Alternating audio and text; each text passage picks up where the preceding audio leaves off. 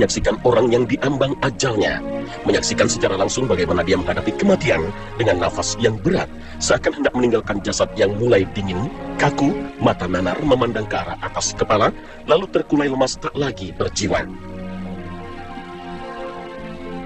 Atau mungkin sudah beberapa kali kita mengurus jenazah, memandikan, mengkafani, menyolatkan hingga menguburkannya.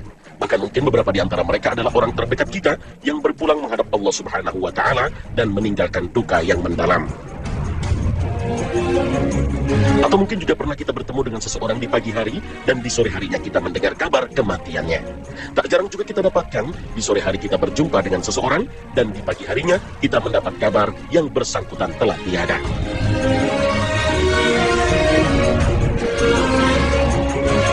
Dan sadarkah kita, setelah ruh seseorang terenggut dari raganya, ia akan menghadapi perjalanan yang panjang dan mencekam.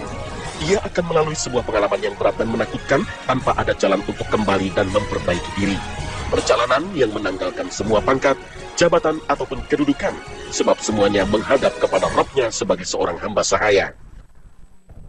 Dan perjalanan itu dimulai sesaat setelah ruh meninggalkan raga fana menuju alam dimensi lain, menunggu hari dibangkitkan. Ialah alam barzakh. Nabi kita Rasul Muhammad SAW telah menceritakan perjalanan ruh kita dalam sebuah hadis panjang yang diceritakan kembali oleh seorang sahabat Barra bin Azib. Hadis sahih ini diriwayatkan oleh Abu Daud, Ahmad, Hakim, At-Toyalisi, dan Al-Ajuri. Inilah perjalanan ruh meniti perjalanan abadi. Assalamualaikum warahmatullahi wabarakatuh. Pemirsa, Khazanah pagi ini kembali menyajikan kepada Anda serial Perjalanan Abadi. Begitu seseorang meninggal, jasadnya akan ditanam di tanah gelap berbungkuskan kafan putih ganjil, sendirian tanpa sanak keluarga, teman penyerta, ataupun harta benda yang dihimpun sejak muda. Berkalang tanah diletakkan dalam liang lahat dimakan ulat tanah, lalu hancur luluh dimakan waktu. Bahkan tak jarang dari kuburan yang tergali dijumpai tulang belulang yang saling berselisih tumpang tindih. Tulang yang hancur luluh menjadi debu hitam pekat, laksana terbakar api. Atau juga tubuh-tubuh yang rusak tergores seperti kena cambuk atau bekas hantaman penumbuk dan sebagainya. Seakan-akan tulang belulang itu baru saja mengalami pengalaman pedih yang menyenangkan. Semua yang meninggal pasti akan mengalami ujian di kuburannya atau alam barzakh. Meski ia mati tenggelam dalam lautan yang luas lantaran kapalnya karam, atau jasadnya habis dimangsa binatang buas, atau hangus dan hilang menjadi butiran debu karena dilalap kobaran api, atau mungkin hancur menjadi banyak serpihan akibat terkena ledakan dahsyat. Bagaimanapun kondisi matinya, semua itu tidak menjadi penghalang bagi ujian di alam barzakh. Allah Maha Kuasa, Ia yang menjadikan manusia dari ketiadaan. Ia yang menciptakan ruh yang hakikatnya masih menjadi misteri terbesar bagi manusia. Dan tidaklah susah bagi Allah untuk menghadirkan ujian di kuburan seperti apapun keadaan jasadnya. Manusia dengan berbagai kemajuan yang diperolehnya dan ilmu pengetahuan serta teknologi canggih yang dipunya masih tidak mampu mengungkap banyak rahasia alam dunia yang terbatas oleh ruang dan waktu. Lantas bagaimana mungkin kita dapat mengungkap rahasia alam barzakh yang secuil pun kita tidak punya informasi tentangnya? Untuk itulah, semua informasi yang disuguhkan dan diketahui manusia tidaklah menggambarkan secara lengkap dan sempurna tentang rahasia alam di balik kematian. Ia hanyalah sedikit informasi yang kita peroleh dari sumber terpercaya, yaitu wahyu dari Allah melalui lisan Rasulnya, yang cukup bagi kita sebagai modal untuk mempersiapkan diri menghadapi perjalanan yang panjang dan mencekam ini. Alam kubur adalah alam perantara yang menjadi ruang tunggu kita menuju hari akhir. Alam kubur juga sering disebut dengan alam barzakh. Barzakh secara bahasa berarti batas, dinding, atau jarak antara dua hal yang menghalangi keduanya bertemu secara langsung. Kata-kata barzakh beberapa kali digunakan di dalam Al-Quran, di antaranya ketika Allah menceritakan pembatas antara dua laut yang mencegahnya bercampur. Hal ini seperti disebutkan Al-Quran dalam surat Ar-Rahman. Antara keduanya ada batas, barzakh, yang tidak dilampaui oleh masing-masing. Al-Quran surah Ar-Rahman ayat 20. Tapi tentu bukan itu yang dimaksud dengan alam barzakh. Barzakh yang dimaksud adalah batas dan pemisah antara kehidupan dunia dan akhirat, atau alam yang dimulai sesaat setelah kematian dan berakhir begitu tiba hari kiamat. Ini berarti selain alam dunia dan alam akhirat, ada alam ketiga yang disebut dengan alam barzakh, yaitu tempat ruh manusia bersemayam di sana sesudah kematian hingga datang hari kiamat. Inilah yang disebut Allah Subhanahu wa Ta'ala dalam surat Al-Mu'min. Demikianlah keadaan orang-orang kafir itu, hingga apabila datang kematian kepada seseorang dari mereka, dia berkata, "Ya Tuhanku, kembalikanlah aku ke dunia, agar aku berbuat amal yang saleh terhadap yang telah aku tinggalkan." Sekali-kali tidak. Sesungguhnya, itu adalah perkataan yang diucapkannya saja, dan di hadapan mereka ada dinding barzakh sampai hari mereka dibangkitkan. Al-Quran Surah Al-Mu'minun ayat 99 hingga 100. Alam barzakh ibarat gerbang atau stasiun yang mesti dilalui oleh setiap manusia yang meninggal dunia, baik dia dikubur dalam tanah maupun tidak. Akan tetapi ruhnya tetap hidup dan mendapatkan kenikmatan dari Allah ataupun siksaan sebagai sebuah azab. Semuanya tergantung pada amalnya selama hidup di dunia, sehingga kuburan yang hanya setengah kali 2 meter bisa berubah seperti taman surga atau justru jurang-jurang neraka. Nabi SAW mengingatkan, kuburan dapat merupakan taman dari taman-taman surga atau jurang dari jurangnya neraka. Hadis riwayat Tirmizi. Jadi, jika manusia mati, ia tidak akan memasuki alam akhirat langsung, namun ia akan singgah di alam antara dunia dan akhirat yang bernama barzakh.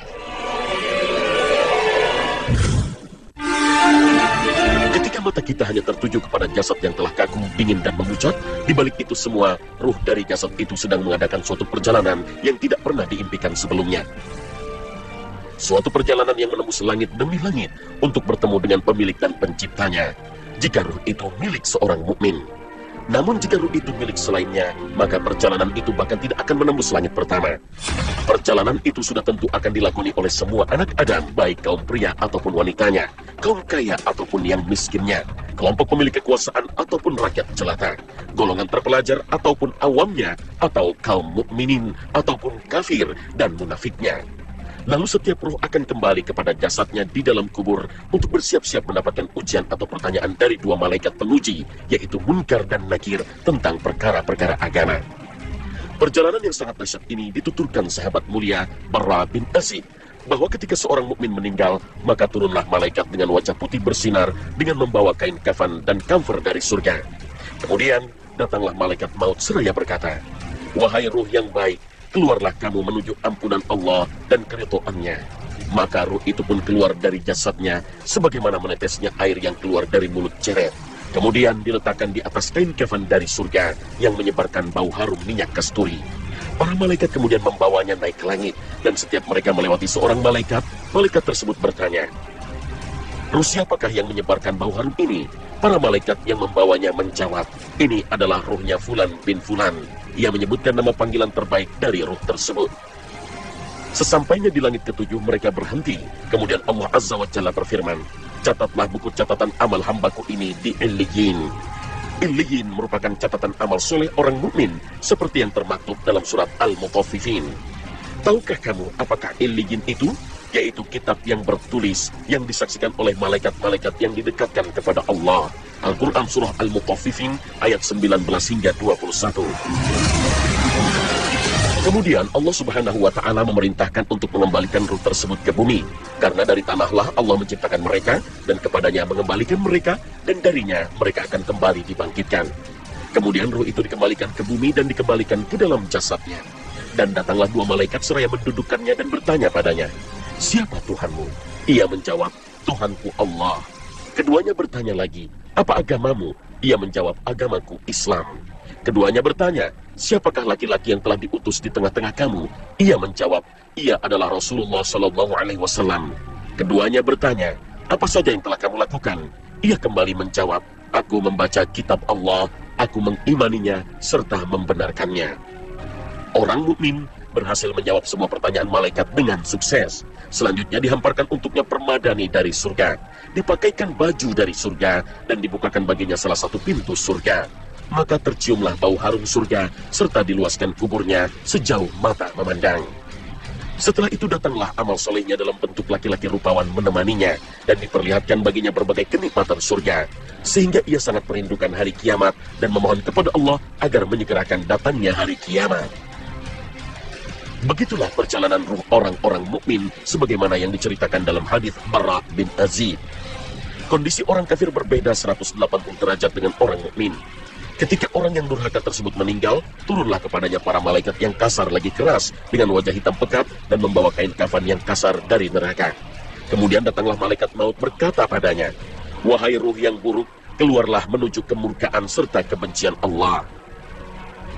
Malaikat maut itu memaksa ruh tersebut untuk berpisah dengan jasadnya dan mencabutnya dengan kasar, bagaikan tercerabutnya besi tusukan daging yang banyak cabangnya dari bulu domba yang basah, sehingga urat-urat sarafnya ikut terputus bersamaan dengan tercabutnya roh. Lalu semua malaikat yang ada di antara langit dan bumi mengutuknya, dan begitu pula semua malaikat yang ada di langit. Ditutuplah pintu-pintu langit, dan setiap malaikat penjaga pintu langit memohon kepada Allah agar ruh tersebut tidak lewat di hadapan mereka. Lalu malaikat yang bersamanya tak membiarkannya sedikit pun di tangan malaikat maut. Mereka segera mengambilnya dan meletakkannya di sebuah kain kasar. Lalu keluarlah dari ruh tersebut aroma seperti aroma bangkai paling busuk yang ada di bumi. Lalu mereka pun naik membawa ruh tersebut. Tidaklah mereka melewati sekelompok dari malaikat, melainkan mereka bertanya, "Ruh siapakah yang busuk ini?" Mereka menjawab, "Ini adalah Fulan bin Fulan." Mereka menyebutkan sejelek-jelek panggilannya di dunia, hingga sampailah mereka ke langit dunia, lalu mereka minta dibukakan, tetapi tidak dibukakan untuknya. Setelah itu, ruh tersebut dilemparkan ke dasar bumi hingga menimpa jasadnya. Rasulullah SAW mengibaratkan kondisi tersebut seperti yang terdapat dalam surat Al-Hajj. Dan barang siapa yang mempersekutukan sesuatu dengan Allah, maka adalah ia seolah-olah jatuh dari langit, lalu disambar oleh burung, atau diterbangkan angin ke tempat yang jauh. Al-Quran Surah Al-Hajj ayat 31. Maka datanglah dua malaikat seraya membentak dan mendudukkannya seraya bertanya, "Siapa Rabbmu?" Ruh yang durhaka itu hanya bisa menjawab, Aku tidak tahu." Kedua malaikat bertanya lagi, "Apa agamamu?" Ia menjawab, Aku tidak tahu." Keduanya bertanya, "Bagaimana pendapatmu tentang laki-laki yang diutus di tengah-tengah kamu?" Ia pun tidak ingat sama sekali namanya dan tidak mengetahuinya. Lalu dihamparkan baginya permadani dari neraka dan dibukakan baginya pintu neraka, sehingga ia merasakan panas hembusan api neraka dan angin panasnya. Kemudian kuburnya menghimpitnya sehingga tulang rusuknya hancur berantakan. Setelah itu datanglah amal buruknya dalam rupa manusia yang berwajah buruk, pakaiannya compang-camping dan berbau busuk seraya berkata padanya, "Aku ini adalah amalmu yang jelek. Demi Allah, aku hanya mengenalmu sebagai orang yang selalu melalaikan ketaatan kepada Allah serta senantiasa bermaksiat kepadanya, sehingga Allah membalasmu dengan kejelekan." Dan orang buruk rupa itu berubah menjadi buta, tuli, dan bisu. Tangannya menggenggam palu godam yang jika gunung dipukul dengannya akan hancur. Lalu dipukullah orang durhaka itu dengan palu godam tersebut sehingga hancur menjadi tanah. Ia pun menjerit keras sekali yang didengar oleh setiap makhluk kecuali manusia dan jin. Allah pun mengulang-ulang kejadian tersebut, setelah hancur dikembalikan lagi, setelah hancur dikembalikan lagi. Sehingga orang yang durhaka itu berkata, "Wahai Tuhanku, janganlah engkau melaksanakan kiamat." Para ulama sepakat bahwa setelah jenazah dimasukkan ke liang kubur, maka ia akan menerima kenikmatan kubur atau azabnya. Hal itu akan dirasakan ruh dan jasadnya. Ruh akan tetap merasakan nikmat atau azab kubur setelah ia berpisah dari jasadnya, serta sekali-kali ia berhubungan dengan jasadnya, sehingga ia bersama jasad merasakan nikmat atau siksa kubur. Maka setelah kiamat terjadi, ruh dikembalikan ke dalam jasad dan dibangkitkan dari kubur mereka untuk menghadap Allah Subhanahu wa Ta'ala, Tuhan semesta alam.